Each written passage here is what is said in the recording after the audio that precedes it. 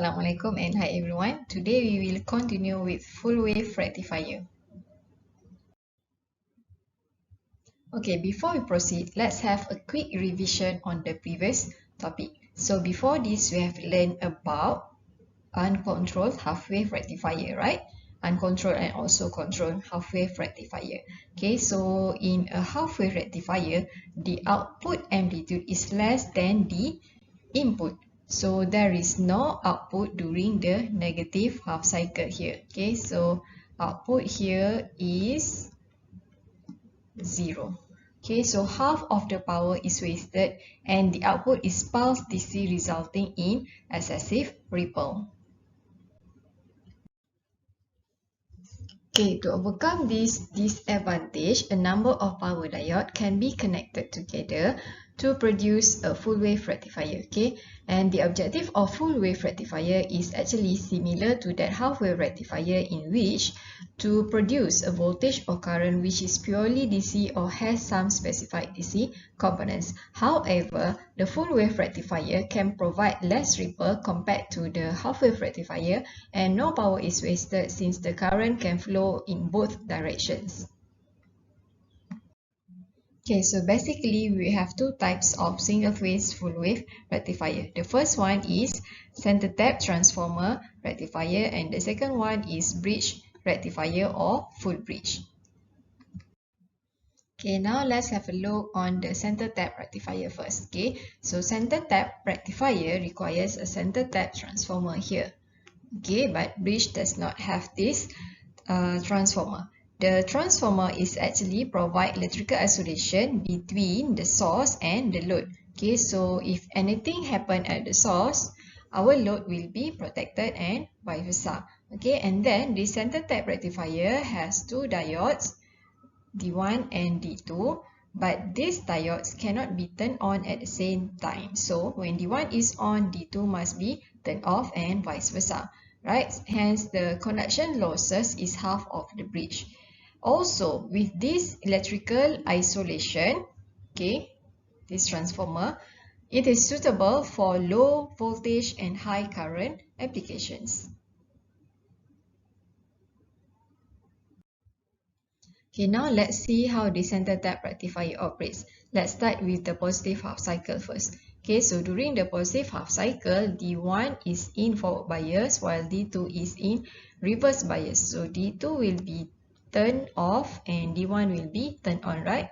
So current will flow through D1 and then through the load.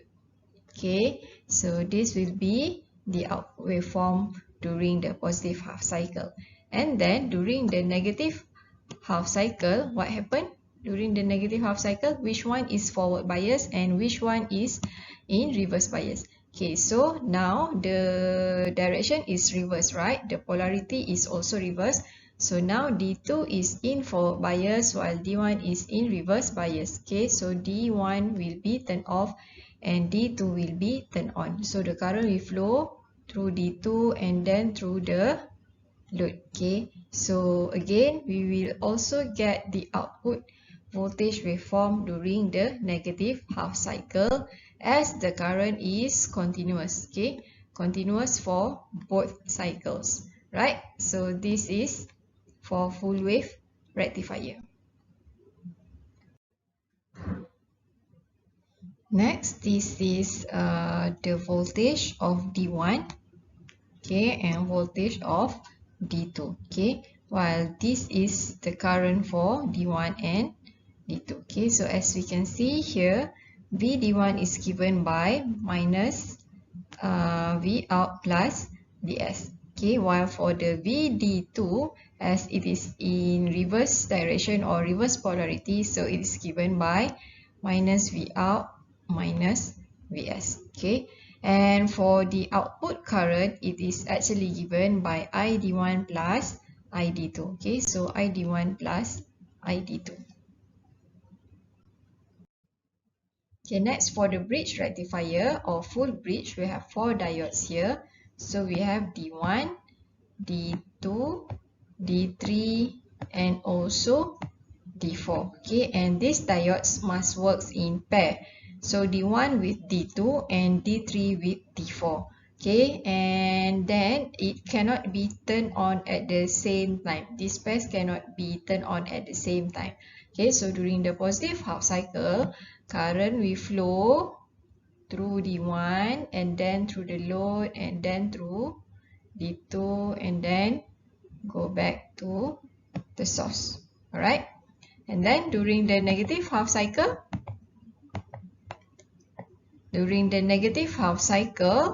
current will flow through D4 and then through the load and then through D3 and then back to the source again. Alright.